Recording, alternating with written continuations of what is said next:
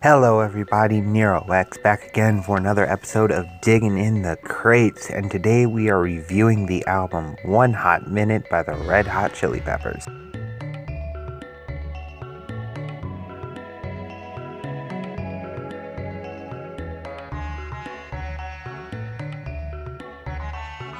One Hot Minute is sort of considered the black sheep of the family in terms of the Red Hot Chili Peppers albums. You have their first albums with Hillel Slovak, you have the John Frusciante era, and we're now in the middle of the Josh Klinghoffer, I hope I pronounced that right, era.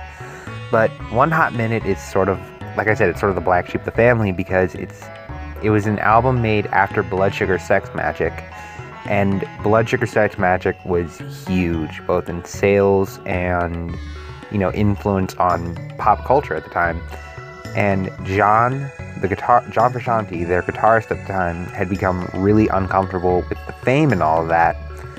So, and you can tell, if you look at performances from that time period, from the 90s, if you happen to track some of them down on YouTube or whatever, you can, sort of see it in the way John was acting. And John, had become totally uncomfortable with fame because the Red Hot Chili Peppers were a really big underground band at the time.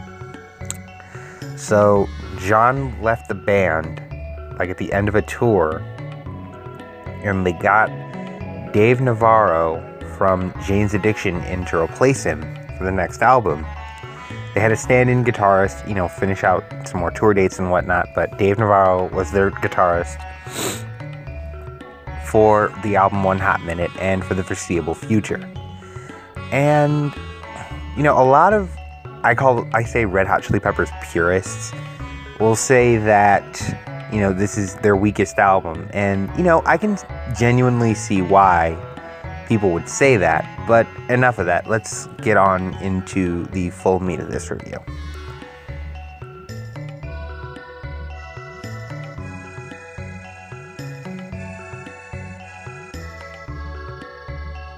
Okay, now for the meat of this review. Now, for those of you that don't know, or haven't seen their episode of Behind the Music, by the way, go watch their episode of Behind the Music. It's depressing as all get out in places, but it's actually really interesting. But the Red Hot Chili Peppers primarily write their songs through jam sessions. The band will jam for hours and hours and hours and hours and hours.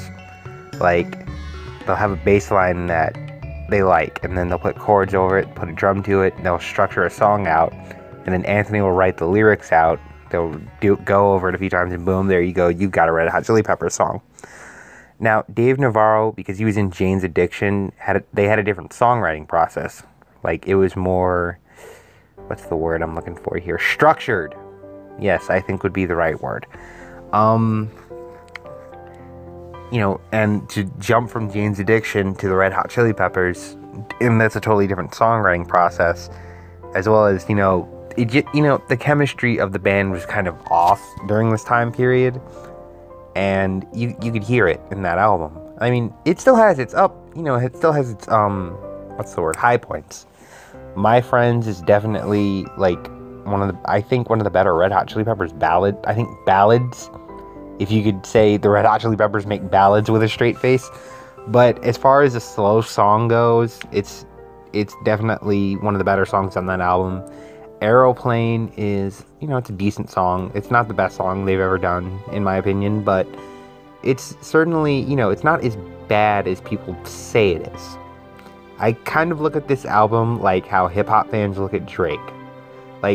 Drake isn't as bad as people say he is, but when it's bad, when he comes up with something that's awful, it's freaking awful. And the Red Hot Chili Peppers, I think at this point, were kind of due for that kind of off album that kind of splits their fans up. The thing about this album is most fans of the band, myself included, either really love it or really hate it. I'm kind of in that weird middle camp in where I don't hate it, but I can see why people have problems with it. But, other than that, if you like Red Hot Chili Peppers, but don't like, what's the word I'm looking for? Pure, funk-driven Red Hot Chili Peppers albums, their earlier stuff, Mother's Milk, their first album, Freaky Styley, Uplift Mofo, Party Plan, Mother's Milk, Like, if you don't like those albums, but still like Red Hot Chili Peppers being more mellow and at times a bit more introspective, I want to say. Because Anthony's lyrics are freaking weird at times. But anyway, I can recommend this album, but I don't think everyone's going to appreciate it. But, you know, with all that being said, I am NeroX. I do hope you enjoyed this video. Please like, share, and subscribe if you want more from me. Now I must go. My planet does need me. Peace.